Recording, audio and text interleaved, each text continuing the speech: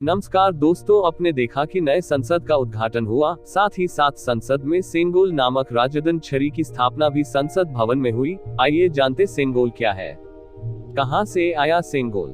चोल साम्राज्य ब्राह्मणवादी राज्य था, जिसमें ब्राह्मण और वेद की सर्वश्रेष्ठता स्थापित थी। एक चोल साम्राज्य 9वीं शताब्दी से 13वीं शताब्दी की शुरुआत तक दक्षिण भारत के सबसे बड़े हिस्से पर राज्य किया। दो चोल राजाओं का गुरु उत्तर भारत, विशेषकर काशी का ब्राह्मण होता था। 3 चोल राज्य में ब्रह्मदेवक गांव थे, जहां सिर्फ ब्राह्मणों का वर्चस्व था। वे राजा के आदेश का भी उल्लंघन कर सकते थे। 4 चोल साम्राज्य में गांवों को बसाने के लिए ब्राह्मणों को जमीन दी जाती थी। ब्राह्मण उन गांवों के सर्वेसेवा होते थे। 5 चोल साम्राज्य में भारत में सबसे अधिक मंदिर बनवाए। इन मंदिरों को बड़े पैमाने पर कृषि भूमि दी गई है, जिससे लगान वसूला जाता था। 6 चोल राजाओं ने अपने शिलापट्टों और स्तंभों पर वेद मंत्रों को उत्कीर्ण कराया था। 7 चोल राजा शैव मुख्यतः संप्रदाय के अनुयायी थे। उन्होंने तंजूर में भव्य मंदिर बनाकर शिवलिंग स्थापित किया।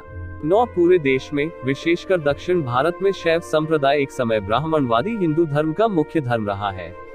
स्रोत के लिए भारत एक खोज के एपिसोड 22 और 23 को देख ले। इसका उद्घाटन के लिए सावरकर जी के जन्मदिन को ही चुना गया। यह हो भी क्यों ना, इसके लिए पहले तो 1925 से आरएसएस और बाद में बीजेपी का उद्देश्य जो पूरा हुआ, इसी उद्देश्य को पूर्ति करने हेतु इन्होंने करीब 100 साल तक मेहनत किया। यानी कहा जाए तो 1925 में इसकी संकल्पना हुई और 28 मई 2023 को सार्थक हुआ। भारत में वर्तमान मुद्दा कुछ भी हो, परंतु इलेक्ट्रॉनिक और प्रिंट मीडिया में कुछ दिन पहले से और कुछ दिन बाद तक इसी की चर्चा रहेगी या कराई जाएगी।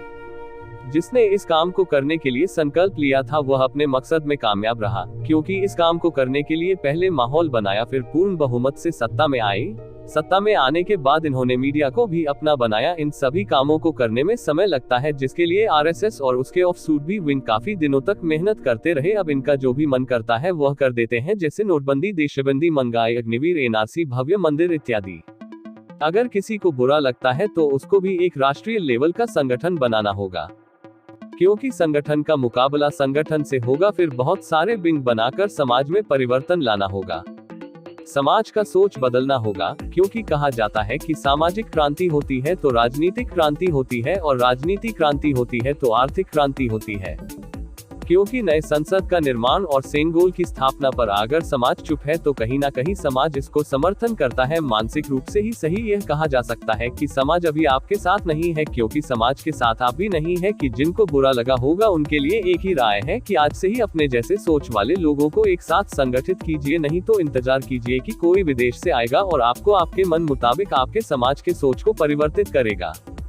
अगर ऐसा नहीं हो सकता है, अंततोगत्वा आपको ही यह काम करना होगा।